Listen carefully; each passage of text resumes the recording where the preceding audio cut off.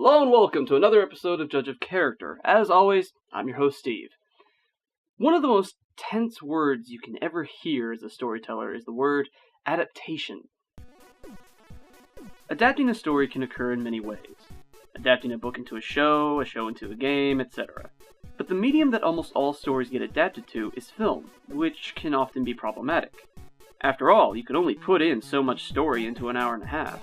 As a result, most adaptations are either poorly done or radically different from the source material. See, this is why I'm all for having the intermission make a comeback. I mean, yeah, you're in the theater for longer, but it gives you a chance to get up, stretch your legs, maybe get a refill on your drink, go get some more popcorn, go to the bathroom, and the exchange is that you get more story in your film. But that's neither here nor there. Anyway, there are three different kinds of adaptations: good, bad, and different. Adaptations are exactly what you think. They're often not faithful to the source material, usually changing something important for some reason that only God and Hollywood executives know. A good example of this is most films that are based on video games. Good adaptations are also pretty obvious. These films stay true to the original material, limiting changes to just editing scenes either for time or because they're not important. Lastly, there's the different adaptations. These films change the source material in various ways, but instead of ruining the story, it actually works. These films are usually very rare because when you start messing with the source material, more often than not, you're going to screw it up, leading to a bad adaptation. Why am I talking about adaptations? Because the character I'm going to be talking about tonight is famous for both the source material he came from, as well as the film adaptation that came later. Two different approaches to the same character and story, but the same entity at its core. Ladies and gentlemen, let's learn more about Eric Draven from The Crow. The Crow was more than just a comic. It was actually a form of therapy for its creator, James O'Barr. O'Barr originally wrote the comic as a way to deal with the tragic loss of his fiancée to a drunk driver in 1978, a loss which would affect him long afterwards. O'Barr had intended for the comic to be a form of catharsis for him. Once again, look it up. That's what dictionaries are for, people. Unfortunately, it didn't work. If anything, it made things worse. O'Barr would years later be heard saying he wished he had never written the damn thing. As sad as that is, and as much as I wish that sort of thing had never happened to him, I'm actually very glad that O'Barr did write the damn thing. If he hadn't, we would have never gotten such a great story and such a memorable character.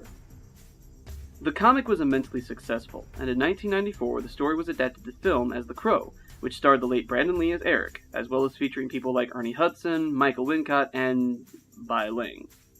The film went on to be a commercial success, as well as gaining a cult following, due in part to the tragic on-set death of its star, Brandon Lee, the son of famous actor and martial artist, Bruce Lee. Now this is the elephant in the room, but for right now, we're going to go around and come back and talk about it later. Trust me, Brandon Lee's passing played a very important part in all this. Instead, let's take a moment to compare the visual styles between the original comic and the film. I know this has nothing to do with the character, but I simply can't ignore the visual beauty of both the original comic and its film adaptation. They are simply stunning. O'Barr's artwork, which was heavily inspired by Renaissance sculptures and books on anatomy, is nothing short of beautiful, even as he switches styles seemingly in between two pages. Done entirely in black and white, the artwork does a perfect job of capturing the bleak mood and setting of the story, as well as its themes of both vengeance and love. The film is no different. While it is shot in color, the palette is so heavily washed out it might as well have been shot in black and white, which was actually what Lee originally wanted. Add in the use of heavy rain, and you have a film that practically jumped off the pages of the comic itself. Well, now that we've got that out of the way, let's actually start learning about the character. Now, just so you all know, throughout the video I'm going to be comparing both the original comic version with the film version. They are essentially the same character, but there are enough noticeable differences between the two of them. Also, for simplicity's sake, I'm going to be referring to the character by his film version, Eric Draven, just for simplicity's sake. So, who was Eric Draven? Eric is the main character of the story, though not the titular crow itself. That's obviously the friggin' crow that follows him around. Eric is a young man who, one fateful night, comes across a group of thugs along with his fiancée, Shelley. The thugs attack them both, with the group brutally raping and murdering Shelley and leaving them both to die. This is the first main difference between the comic and the film, and it's rather significant. In the comic, the thugs come across the two on a lonely stretch of road, making it just a random crime that could have happened to anyone. While in the film, the thugs are a group of enforcers for the main villain, and were attempting to just force Eric and Shelley to move out of their apartment before things turned into a nightmarish clusterfuck. Why is this significant? Because in the film, it's pretty obvious that Eric actually died that night and was later resurrected, thus adding a supernatural element to both the story and the character. In the comics, however, it's never made entirely clear whether or not Eric died, or if he simply became so unhinged later that any of the elements that we would have originally attributed to him having supernatural abilities were in fact just him going batshit insane with both rage and grief. Either way, after that night, Eric goes on a roaring rampage of revenge, tracking down and brutally slaughtering all of those responsible with a single-mindedness that could rival a shark. This leads to our first memorable element, the plot. The plot is extremely simplistic, but it works. It's a story of love, of vengeance, and even loss. Eric is driven by the need to exact revenge on those who wronged him and his love. From there, both the comic and the film start brimming with blood. Because of the simplicity of the story, and because of what happened to both Eric and his fiancée, we're led to sympathize with Eric and everything that he's doing. Even if it makes our skin crawl. Whether it's him blowing one of them up with their own car, or injecting them with a lethal dose of morphine, Eric's actions, despite how horrifying they are often cheered on by us as we watch him continue his rampage. It's easy to understand why. Even the most peaceful among us would likely want some sort of revenge on anyone who made us suffer the way Eric and Shelley were forced to suffer, so it's not hard for us to imagine doing the exact same things Eric is doing, even if it does make us cringe. To this end, Eric is an anti-hero, one who operates under the belief of pay evil into evil. Normally, in the regular universe, this would make him a villain, but since he's doing all of this to criminals, especially ones who paid evil into him first, it's technically okay. Kind of. At least within the confines of the story. Remember, folks, this was meant to be a form of therapy for the author. Now, if we're going to talk about Eric and how he acts in the story, then we need to talk about another difference between the comic version and the film version: his presence. In the original comic, Eric was much more unhinged, and his actions were so dark that he was basically one step away from being a full-blown villain. The only thing that keeps him from stepping over that line is, again, the fact that he's doing these things to criminals who wronged him. In addition to that, there's the very few moments where he interacts with decent human beings, and in those moments, Eric shows a very tiny remnant of his humanity. The film version, however, is much more sympathetic. While Eric still does horrible things, there's much more humanity to him in the film. This is helped by both his flashbacks to his former life, as well as the last bits of human connection he has in the world in the form of old friends. These connections keep him from being too psychotic, unlike his comic counterpart. Make no mistake though, whether it's the comic version or the film version, Eric is fucking terrifying. This is another memorable element. No matter how you look at it, he's scary as shit. He has a very memorable presence, one you're not likely to forget. Now let's deal with the aforementioned elephant in the room. Brandon Lee. Perhaps the one thing that almost everyone remembers about this movie is that it was the final film of its star, Brandon Lee.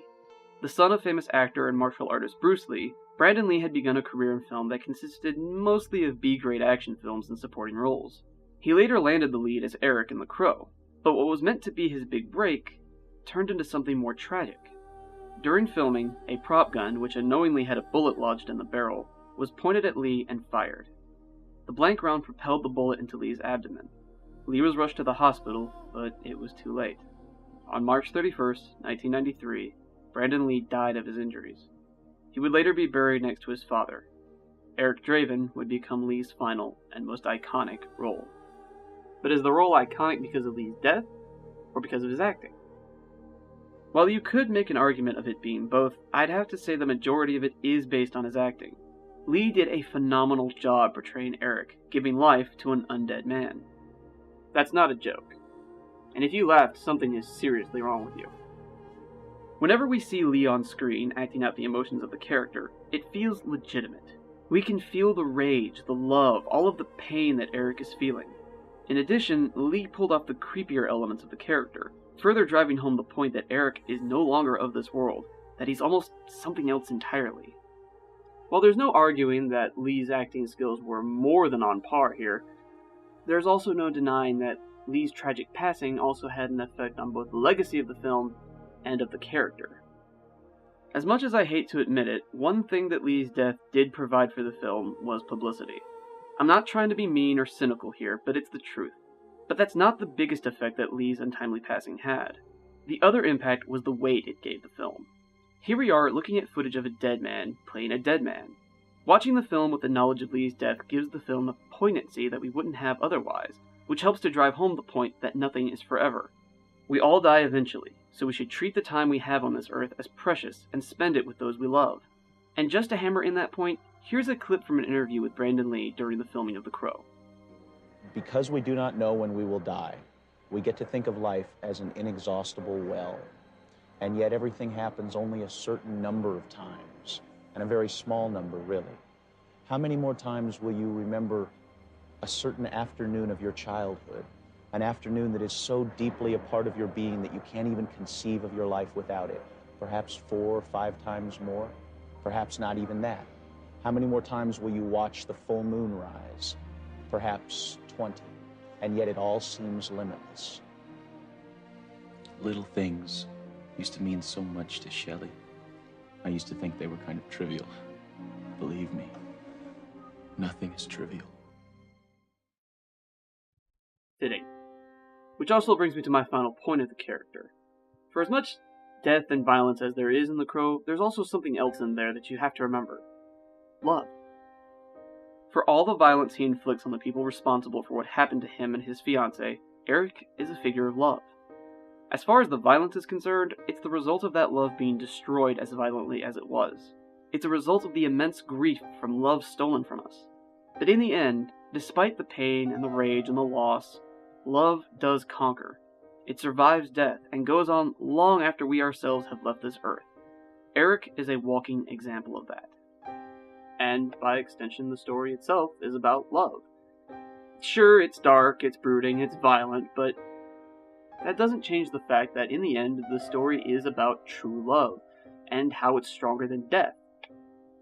And when that's the basis of your story, as well as your character, I see no reason why Eric wouldn't be a memorable character. And that's more than enough for me. I'm your host, Steve, reminding all of you to stay in character. If you don't mind, I'm gonna go enjoy my life a little bit. I suggest you all do the same.